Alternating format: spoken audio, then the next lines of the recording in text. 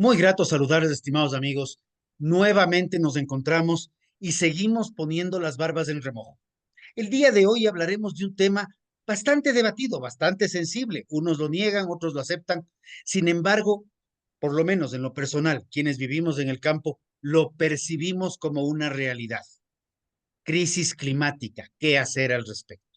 Y para esto hemos invitado a una experta en ambiente, alguien que lleva más de 20 años trabajando con organizaciones de la sociedad civil, en agencias de cooperación para el desarrollo sostenible y políticas públicas en materia ambiental.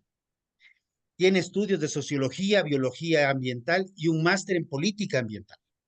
Actualmente actualmente dirige desde Internews un proyecto de Conservando Juntos, una iniciativa de 4 países de la cuenca amazónica financiado por la USAID y está coordinado también con la Wildlife Conservation Society. Sigrid Vázquez, muy grato tenerte aquí. ¿Qué nos puedes comentar? ¿Hay crisis climática? ¿No hay? Creo que yo anticipé una opinión personal, pero creo que tú eres la experta que nos va a comentar al tema. Bueno, primero, muchas gracias por la invitación. Siempre es un gusto estar aquí, quienes nos escuchan hoy día. Bueno, primero empecemos por llamar las cosas por su nombre, porque digamos que hace 10 años hablábamos de cambio climático. Y en este momento ya, desde hace por lo menos unos 5 años, después de un poco antes de la pandemia, estamos hablando de crisis climática. Y hago esta referencia porque hace 10 años, sí puede ser 10, 12 años, que estuve en la COP de cambio climático, la conferencia de las partes, es la reunión donde se negocia el convenio, el convenio de cambio climático firmado por los países, ¿no? Se hacen estas reuniones. Estuve en Perú, si no me equivoco, creo que era el 2012 o 2013, y ahí estábamos todavía discutiendo, los países estaban discutiendo la posibilidad de, primero, reducir las emisiones, ¿no? Las emisiones, que ya voy a explicar un poco, las emisiones básicamente que provienen de los combustibles fósiles, ¿no? O sea, de la gasolina y de todo lo que sería tal vez el carbón, ¿no? Todo lo que nos produce el CO2, de reducir estas emisiones en ciertos parámetros de partículas en el aire, ¿no? Para que no se genere como le han llamado, el efecto invernadero, que es esta nube de partículas que está encima del planeta y que básicamente no deja que salga el calor. Y por eso se llamó muchas veces el calentamiento global, ¿no?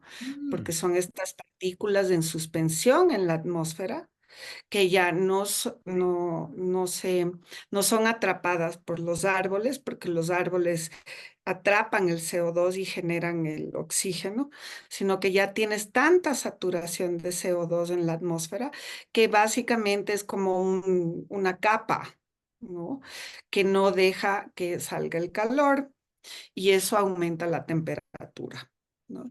Entonces, hace unos 12 años todavía se estaba apuntando a no tener tantas partes por millón en la atmósfera de estas partículas. Y hablábamos de cambio climático. Ahora, 10 años después, como las cosas han ido de la misma manera, estamos hablando de crisis climática. ¿Y por qué crisis? Porque una crisis, y pensemos en el concepto de la crisis, una crisis es un concepto de que ya no sabes qué sucede, ¿no? Antes hablábamos de un cambio climático, ¿no? Que más o menos podíamos predecir qué va a pasar. Ahora que estamos en crisis, se vuelve todo mucho más caótico. Te pongo un ejemplo, ¿no es cierto? A finales de abril y principios de mayo, todo el estado de Río Grande do Sul, de Brasil, ¿no? Donde está Porto Alegre, justo que es el estado que bordea, o sea, que es frontera con Argentina, se inundó. un mes bajo el agua, con unas lluvias que nunca habían visto antes, que rompieron todos los pronósticos de todas las estructuras, digamos, de la ciudad y de las zonas rurales para evacuar tanta agua. Se inundó, el aeropuerto se inundó, cerraron el aeropuerto 3 semanas, y todavía la gente, o sea, esto estamos hablando de 500.000 de personas que estuvieron desplazadas, todavía están desplazadas de ese estado, o sea, que ya no tienen casa. Y este fenómeno, que uno dice, no tiene comparación histórica porque no había pasado antes. Entonces son fenómenos que se vuelven caóticos, digamos, que se vuelven impredecibles, porque tú basas digamos, la mirada del clima, tú basas en función de qué es lo que pasaba antes, ¿no es cierto? Nosotros en el Ecuador teníamos una época de lluvias en cierto momento, una época de verano, digamos, de no lluvias en cierto momento. Ahora estamos en una crisis porque no sabemos cuándo llueve, cuándo no va a llover, cuándo va a ser más frío, cuándo va a ser más calor, ¿no? Entonces está, digamos, muy irregular, ¿no? Tenemos unos modelos que funcionaban, pero cada vez que, digamos, seguimos con estas partículas en suspensión, aumenta la temperatura y eso genera, o sea, te estoy hablando de un aumento de la temperatura promedio global, ¿no? Que los científicos han dicho que no debería pasar del 1,5 grados centígrados. O sea, que globalmente el mundo no debería pasar más de esa temperatura porque después de eso ya no sabemos qué pasa, ¿no? Y lamentablemente en los últimos 3 años hemos pasado varios meses, se ha pasado de esa temperatura, ¿no? Y eso obviamente tiene efectos en inundaciones en algunos lados, en deshielos, o sea, solo basta mirar un poco las noticias, ¿no es cierto? Hubieron inundaciones brutales en Rusia, ¿no es cierto? Porque se está derritiendo toda esa capa de nieve que estaba encima de la tundra siberiana y ahora genera ríos de agua, ¿no? Y está inundando todo porque ya está más caluroso. Si tienes más calor, entonces tienes muchas veces más lluvia y obviamente se vuelven más extremas, digamos, las condiciones climáticas. Pero por otro lado, llueve menos en ciertos momentos en que antes se creía que tenía que llover, ¿no? Entonces, ahora estamos en un periodo de crisis climática. Eso solo como introducción, en donde este fenómeno global, porque es un fenómeno global, ya no lo podemos predecir. Los modelos de los científicos ya, no sé, están como corriendo constantemente, tratando de explicar qué es lo que puede pasar. Y obviamente como son modelos y no son, o sea, nadie puede predecir el futuro. Bueno, alguna gente cree que sí, pero la ciencia no te produce, o sea, te dice, esto puede, hay una probabilidad de que algún fenómeno pase. Los científicos están tratando de correr constantemente para decir, miren, va a haber más huracanes y van a estar ubicados en este lugar y van a ser más fuertes o van a haber más sequías en estos momentos en ciertos lugares, ¿no?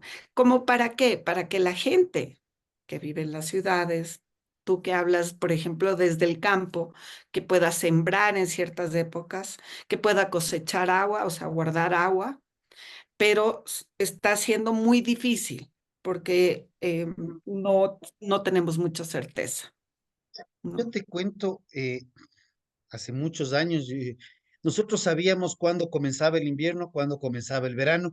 De hecho, Quito, recordemos que Quito tenía fecha fija para la granizada, el cordonazo de San Francisco, no se atrasaba ni se adelantaba, teníamos fecha.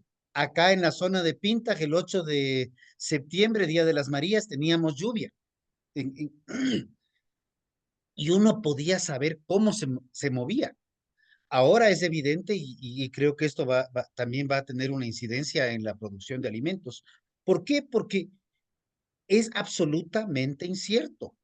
Y un tema que yo creo que sí es Sí. importante reforzar en lo que tú estás mencionando es la intensidad de los calores. Los rayos UV son cada vez más grandes y quienes quieran y estén un poco más curiosos, revisen año a año, desde hace muchos años, se publica año 2000, el que corresponda, el año más caluroso de la historia desde que se mide la temperatura, más o menos 170, 180 años. Y cada año seguimos superando el récord.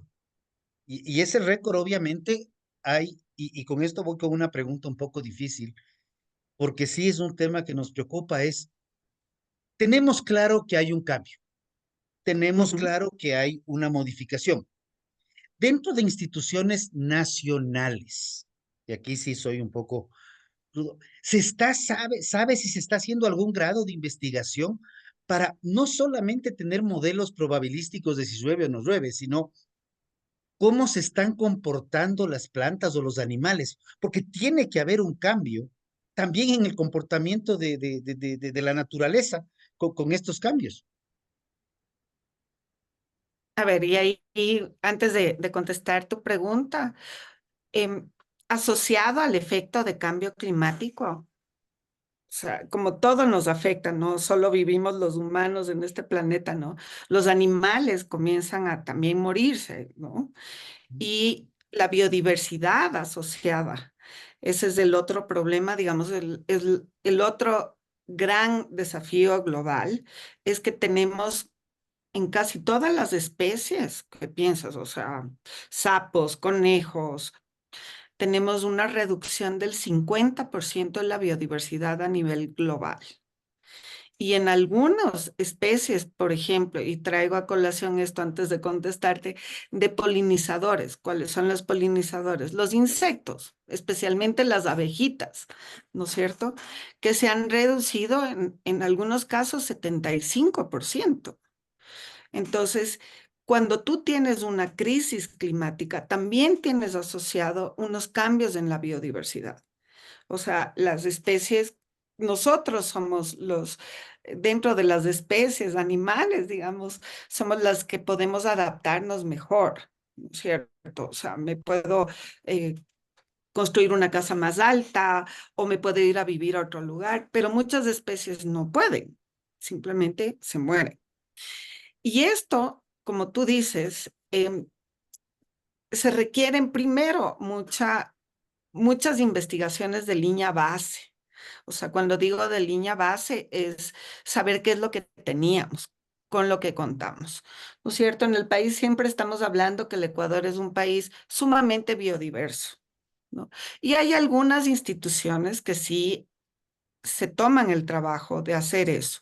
Uno de esos es el Instituto Nacional de Biodiversidad, ¿no? Que es un instituto asociado al Ministerio del Ambiente, pero es más autónomo, ¿no? Porque para tener un poco de independencia presupuestaria especialmente, ¿no?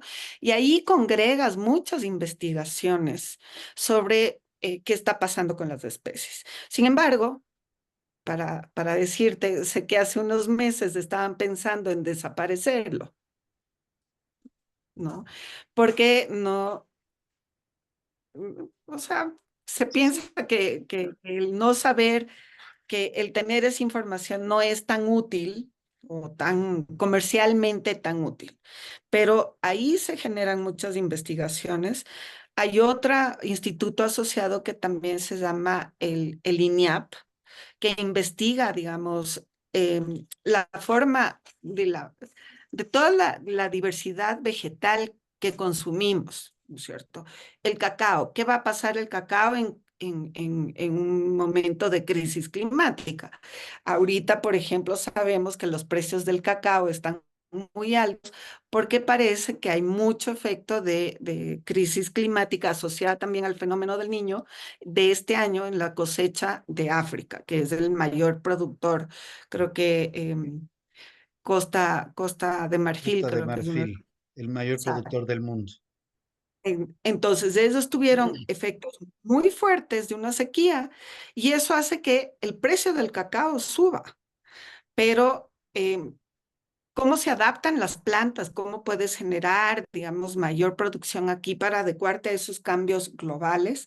Eso es un poco lo que intenta investigar el INIAP, que creo que también está bastante desfinanciado y también bastante lejano, digamos, de un encadenamiento productivo. O sea, quiero decir, del sector empresarial, de pensar que el sector empresarial debería eh, invertir en eso, ¿no? Disculpa. Porque, y solo ahí hago, la biodiversidad, por ejemplo, es de dónde vienen los cosméticos, de dónde viene la agricultura necesita de biodiversidad, el turismo necesita de biodiversidad, los alimentos necesitan biodiversidad, pero no hay un engranaje con estos institutos nacionales que en el Ecuador son muy débiles, que hay otros lugares, por ejemplo, en Colombia el Instituto Humboldt es, pero digamos como muy bien financiado porque en Colombia sí han aceptado que es importante saber qué es lo que tenemos y cómo están los ecosistemas para saber cómo nos adaptamos a esta crisis climática. Y finalmente Ya. diría que otra institución que está muy venida menos es el Ministerio del Ambiente, ¿no? Que le pusieron ambiente, agua, transición ecológica y todo, pero básicamente em, ellos deberían tener, se generan unas estrategias de cambio climático, unas estrategias nacionales, porque nosotros digamos, como somos parte de este concierto de naciones que hemos firmado este acuerdo que es el convenio de cambio climático, tenemos que decir cómo vamos a reducir nuestras emisiones y qué vamos a hacer como país para afrontar la crisis climática.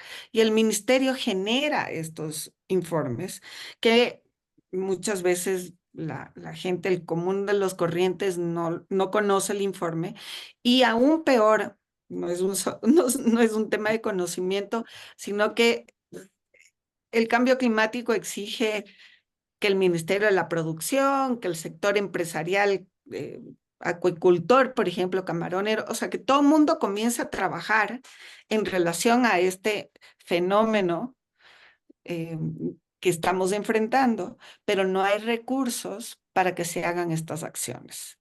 Entonces, puedes tener una estrategia, pero hay muy pocos recursos para implementar esas estrategias, ¿no? Aparte de que la gente común y corriente no lo conoce, los ministerios no lo meten en su planificación, ¿no? Y es cosas como, por ejemplo, la planificación hidroeléctrica o eléctrica de este país. Ya debería estar pensando en que si vamos a tener menos caudales, porque vamos a tener menos lluvia o van a ser más erráticas, deberíamos ver qué matriz energética generamos para enfrentar esta nueva realidad que se llama crisis climática. Pero seguimos haciendo un poco lo mismo de siempre, esperando como te decías, al taita Diosito que llueva. Es que parece que era broma, pero cuando se le reían al ministro, pero al final del día, lo que solucionó los apagones fueron las lluvias de Colombia y las lluvias en el Ecuador. Y sin Así es. embargo, estamos con problemas todavía. Y yo a veces a través de redes reclamo, quiero saber cómo están los embalses, cuánta agua está llegando al embalse y cuánta está saliendo, porque para mí es igualito que el fisco. Si tú sacas Ex- más de lo que ingresa, te quedas en la cuenta en negativo. Y es igualito que la chequera. Te sobregiraste y no hay luz. Ahora viene la pregunta. ¿Tú crees que el tema combustibles, está hablándose ahora de eliminación de subsidios a las gasolinas? Creo que debería ser un tema integral, pero esa es mi opinión personal. ¿Tiene que ver con un efecto climático de crisis climática o el tema de eliminación de subsidios es meramente caja fiscal? Esta es una No, o opinión sea, personal, paréntesis. exacto. Como ambientalista te digo, se deben eliminar los subsidios globales, globalmente. O Ya, sea, que las empresas que extraen petróleo, que es un recurso natural no renovable, o que extraen carbón, y que eso mandan a la atmósfera para que tus nietos, mis sobrinos, ya no sobrevivan en las próximas décadas o tengan un mundo así estilo Mad Max, ¿no? híjole, para quienes se Deberían acuerdan ser de la película. eliminados. Exacto, deben ser eliminados. O sea, esos subsidios, y eso es porque esa es una coherencia con el cambio climático. O sea, nosotros no podemos seguir haciendo las mismas cosas frente a una situación de crisis, ¿no?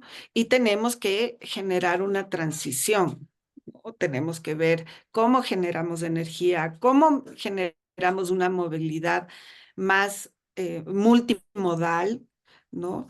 Que permita, digamos, que la gente se transporte y se mueva, pero con menor impacto en producción de CO2. Entonces, a nivel nacional, me parece muy necesario que los subsidios se eliminen desde una perspectiva ambiental. Y también, bueno, hay otras, digamos, argumentaciones alrededor, desde una transparencia fiscal, desde una transparencia de a dónde van los subsidios, porque benefician a gente que no necesita tener, ¿no? Y te han generado una suerte de corrupciones y sabemos que la gasolina se contrabandea para la producción de cocaína o para alimentar ¿cómo se llama? La panga que lleva el tráfico de drogas. O sea, está asociado a un montón de encadenamientos negativos, pero desde el punto de vista ambiental, esa tiene que ser la ruta, ¿no? Lo que pasa es que tú tienes, y eso dijo, no sé si les invito a que vean el 5 de junio, Antonio Gutiérrez, Guterres, como se diría, el presidente o es el secretario general de Naciones Unidas, puso en redes, dijo, lo que hacen las petroleras es un crimen, ¿no? Pero tienen muy buenos lobbies, tienen lobbies que hacen que sigamos funcionando como si no estuviera pasando nada. Y es verdad, nos estamos comenzando a cocinar, pero seguimos sacando petróleo por un lado, pero además subsidiamos ese producto. En nuestro caso, que tiene, que podría tener un sinnúmero de otras funciones, ¿no es cierto? Para poder transicionar hacia una economía más baja en carbono, para una economía mucho más sostenible desde el punto de vista social, desde el punto de vista ambiental. Estamos presos de de unos subsidios que van a las manos equivocadas y nos generan más CO2, ¿no? Y cambio climático o crisis climática. No, ¿y qué crees que se puede hacer? Porque yo oigo mucho, y voy a dar un ejemplo muy duro, pero al lado de Quito, hacia la mitad del mundo, tenemos el Cerro Casitagua. El Cerro Ujú. Casitagua podemos acordarnos de muchas cosas, pero cada cierto número de años, este año se repartió semilla con drones, en años anteriores se han sembrado sobre el millón de árboles y se siguen sembrando. Y quienes vivimos en el campo sabemos que una cosa es sembrar el árbol, pero lo duro no es sembrarle, sino lo duro es cuidarle para que el árbol crezca. Entonces, parecería que el negocio está, y perdón que diga, utilice esas palabras, el negocio está en la siembra de árboles, pero si los árboles no crían, ¿cómo absorbe CO2 atmosférico? ¿Es esa una de las grandes alternativas para combatir cambio climático? Tú has planteado la anterior. reducción de emisiones. Y el tema de árboles, ¿qué tanto lo ves tú como viable en un país que tiene un alto nivel de deforestación? Y te complemento con algo, los tratados de Kioto y estos justamente dicen, no, la selva amazónica no se considera como captadora de carbono, pero ahí están los árboles. Entonces, el yamingo que escucha esto, lo primero que nos va a decir es, a ver, un ratito, cuidemos árboles, tenemos árboles, pero eso no les consideramos para negociación de bonos de carbono o cosas por el estilo. ¿Cómo es que funciona este otro menú que sería lo que nos han vendido históricamente como una posible solución de mediano plazo? Porque los árboles no se crían de un día para otro. Bueno, tal vez así hago un recuento. Hay dos opciones así clásicas, ¿no? Que una es mitigar el cambio. O sea, cuando ¿Ya? dices mitigar es reducir un poco, ¿no? Hacer acciones para, sí, reducir, ¿no? Contrarrestar el cambio. Y hay otras acciones que serían de adaptación, ¿no? ¿Qué podemos hacer para adaptarnos? Entonces, en el menú de opciones de mitigación, y te cuento que, bueno, solo como para que quienes nos escuchan, el protocolo de Kioto ya defeneció, o sea, ¿Ya? todo ese instrumento que sí tenía unas visiones, digamos, de mercado sobre quién secuestra el carbono y cuáles son los ecosistemas que pueden entrar, eso ya no rige. Todo entró a la convención. Y lo que tenemos ahora globalmente es el Acuerdo de París, en donde en París se pusieron de acuerdo los países después de mucho tiempo y dijeron, ok, vamos a tratar, la meta es tratar de mantener 1,5 grados y unas partes por millón de CO2. Y después se han añadido otras cosas, por ejemplo, un acuerdo de reducción de metano, por ejemplo, que viene de la agricultura. Eso fue hace 2 años en la última COP. Entonces siguen añadiendo. No sé, en el convenio de cambio climático, la Convención de Cambio Climático, no se habla del cómo, sino se hablan de metas globales y ahí cada país decide el cómo. ¿No? Ya. Entonces, hay algunas veces que tienes un mercado de carbono. En Estados Unidos hay un mercado, en Japón hay un mercado, la tonelada de carbono se cotiza en bolsa. Aquí no, ¿no? Porque nosotros tenemos unas restricciones un poco constitucionales hasta para generar esto y para transar esto. Mm, Pero digamos que eso tú podrías decir, y no solo es, y ya se ha ampliado bastante, a que no solo sea bosque que tú siembras, o sea, cuando tú repartes las semillas y crece el árbol, porque la ciencia dice que cuando la planta crece es cuando más absorbe, pero no, ya también hay posibilidades de secuestro. Son decisiones metodológicas, o sea, tener árboles en general chiquitos, recién nacidos o en pie desde milenarios, igual te ayuda, primera cosa. Y esas son acciones de mitigación, que puedo reforestar, que puedo parar la deforestación, que puedo restaurar, pero no solo bosques, sino los manglares, el páramo absorbe, el océano absorbe, las ballenas absorben. O sea, hay un sinnúmero de menús que tú puedes hacer para mitigar. Cuando digo mitigar ahí es conservar las ballenas, ¿no? Conservar el parque, no cortar todo, ¿no? Digamos, en las ciudades, no encementar, poner más árboles. Eso ayuda desde mitigación. Y luego hay las opciones de adaptación. Y las opciones de adaptación es, bueno, ahora que estamos frente a esto, ¿qué podemos hacer para adaptarnos? Entonces, hay sistemas agrícolas que sean más eficientes con el uso de agua, con el uso del suelo, para que puedan enfrentar mejor el cambio climático. Ciudades que ya no solo estén encementadas, sino que traten de tener superficies verdes, digamos, o terrazas verdes, como en París ya todas las terrazas tienen que tener jardinería verde para atrapar CO2 y también para reducir el calor. Entonces, todas estas son medidas de adaptación que puedes hacerlo a nivel personal, ¿no? O sea, yo puedo adaptarme y puedo no usar tanto el auto y ahora que tenemos un metro en Quito, que a veces sí funciona, uso el metro, por darte una idea. O pueden ser a unas escalas mayores, ¿no?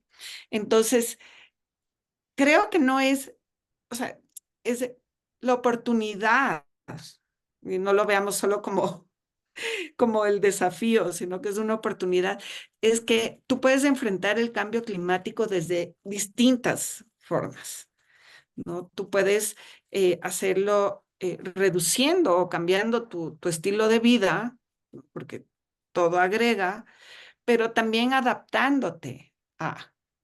Entonces yo creo que hay en todas las sectores económicos hay posibilidades de, por ejemplo, en la moda, ¿no? O sea, cuando en vez de consumir, que ahora está muy fashion también, consumir todas estas ropas que les están dando nueva vida, que se llama upcycle, ¿no? Que ya no es consumir moda de estos pantalones que te compras en $5 y que 2 días después las, ya no las puedes usar porque se rompieron. Digamos, esta moda rápida, ¿no? Consumir más local, ¿no? O sea, que si te vas a traer una producción, en vez de traerte unas manzanas importadas de Francia, que te consumas las manzanas que están en Ambato, que tal vez por el momento no son tan ricas, pero que son locales, porque ahí reduces el tiempo y el transporte que genera el CO2. Ahora, a escala nacional, digamos que estas son las cosas individuales. Ahora, las cosas individuales no necesariamente van a cambiar todo, porque esto es un efecto global. Entonces, tienes que tener acciones nacionales y también regionales y globales, ¿no? Porque ya el problema es tan fuerte, tan grande, que mi cambio tiene que estar encadenado con algo mayor. Y en el Ecuador, digamos, el principal productor de CO2 es el sector petrolero. Entonces, tenemos que pensar y el petróleo lo usamos para muchas cosas, ¿no? Para hacer producción de plásticos, pero también para energía. Entonces, tenemos que comenzar a pensar, ok, ¿cómo hacemos, cómo migramos hacia una economía más, más baja en carbono, ¿no? Que es en términos generales, o sea, se nos está acabando el tiempo, pero ya me aclaraste la pregunta, porque era el sector petrolero, estaba pensando en los productores de petróleo, en las empresas extractoras, te iba a decir, no es tanto, pero es más también todo lo que tiene que ver vinculado al sector petrolero, salir en el carro a dar la vuelta a la manzana. Eh, Exacto, es el sector de transporte, digamos. Ese es ya, el, en el Ecuador es el transporte el primero y después es el sector agrícola, pero con mucha diferencia, ¿no?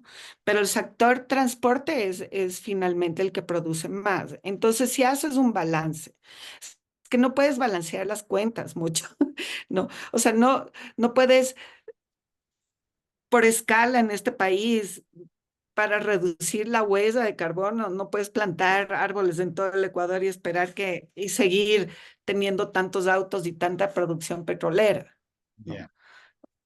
Tiene, tienes que reducir el flujo de emisiones.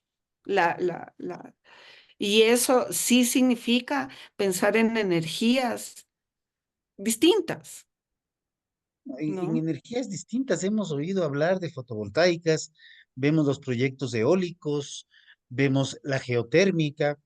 Ujú. Y una de las cosas irónicas que vemos aquí en el Ecuador, y lo tratamos en un programa previo, fue justamente la ley. En el año 2001 hubo un derrame de combustible en las Islas Galápagos, que se derramó el Jessica.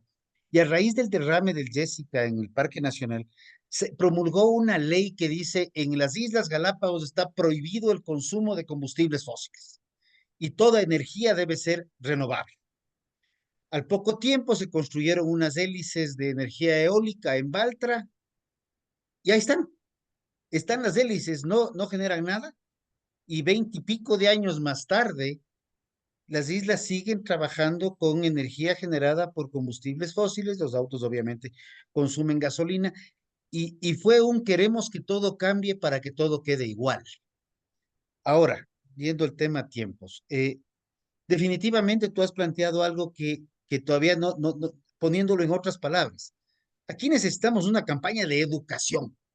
Creo que la educación es uno de los grandes problemas. Queremos ver los contratos para sembrar árboles que no crecen o para poner aspas eólicas que no funcionan y no voy a seguir ampliando porque se me vienen muchas ideas a la cabeza, pero ¿qué estamos haciendo para educar al ciudadano en su día a día? Porque puede ser que no haga el cambio final, pero esa contribución de cada uno de los 18 millones o 17 millones, dependiendo la lectura de la fecha del censo que quieras leer, de los 17 millones, o ¿qué nomás, qué rol podría jugar y cuáles serían tus conclusiones y recomendaciones para lo que se nos viene? Bueno, creo que, a ver, hay unas cosas que se resuelven con mayor educación y conciencia. Y hay otras que se resuelven, o digamos que logras que tengas ciudadanos más conscientes y más que actúen de cierta manera, ¿no? Y tú ves en las generaciones más jóvenes están ya más concientizados, digamos.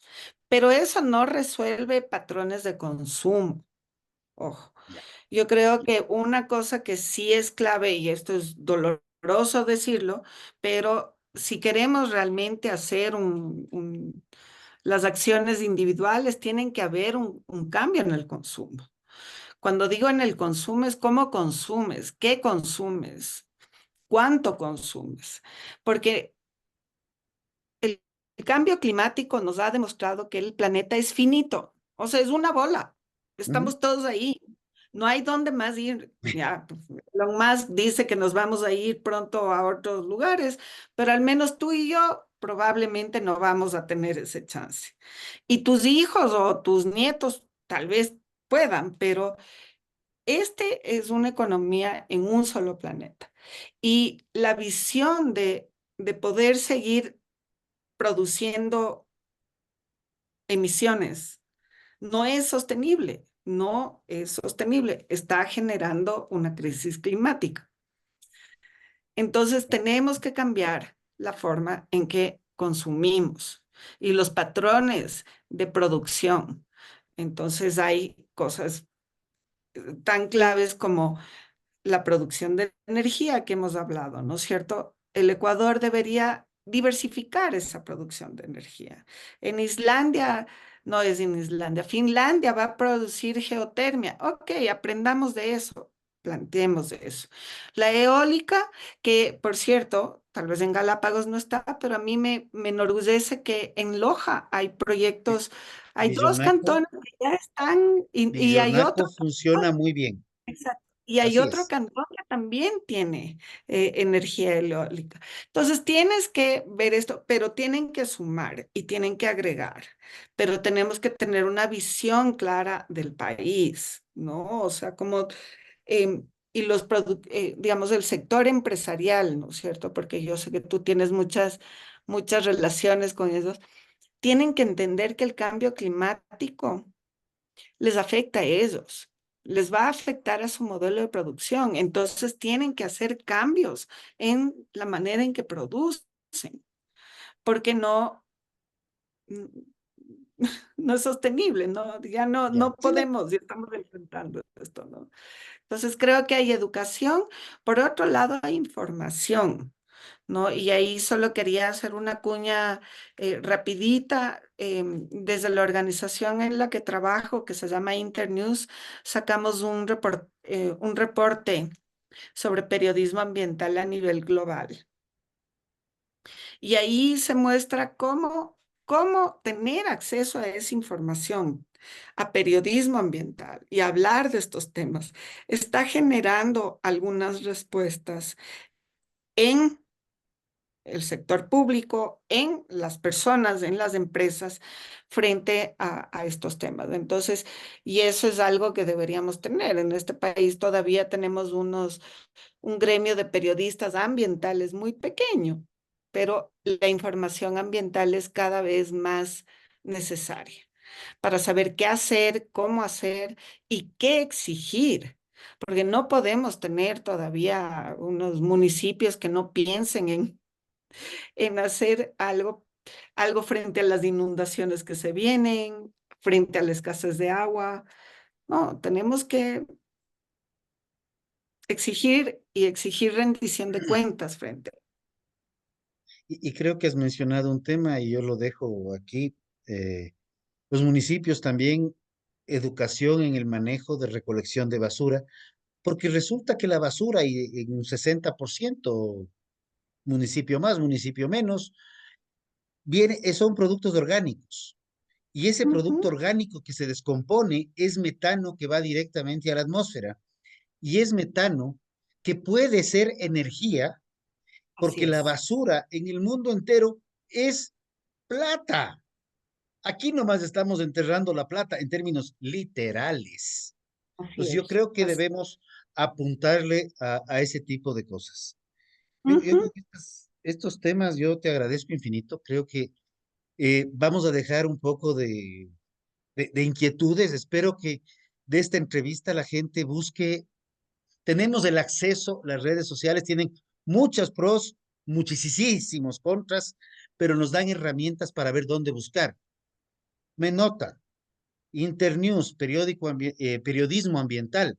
No sabía que el Ecuador ya ujú. tenía algo de periodismo ambiental. Entonces yo creo que vamos apuntando por ahí, busquemos herramientas y lo que tú has planteado, yo creo que sí tiene mucho que ver con la decisión del individuo. Apuntemos al cambio de comportamiento de consumo. Creo que eso es fundamental y esa es una acción individual que no dependemos de un gobierno, no dependemos de quién sea o no sea presidente, alcalde, prefecto o lo que tengamos. Sigrid, yo te agradezco infinito el tiempo que nos has regalado, la información que nos has compartido y confiemos que esta crisis climática pueda ser mitigada para que los hijos en algún momento tal vez tengan nietos, eh, no tengan que pasar penurias por efectos que podemos frenarlos todavía. Eso. Buen mensaje. Muchas gracias. Y sí, espero que no piensen en el apocalipsis. Cada uno puede hacer algo. Entonces, solo está en nosotros y también exigirles a los gobernantes y a las autoridades que lo hagan también. Te agradezco infinito y estimados amigos, con esto cerramos el día de hoy. Nos estaremos viendo para una próxima entrega. Muchísimas gracias.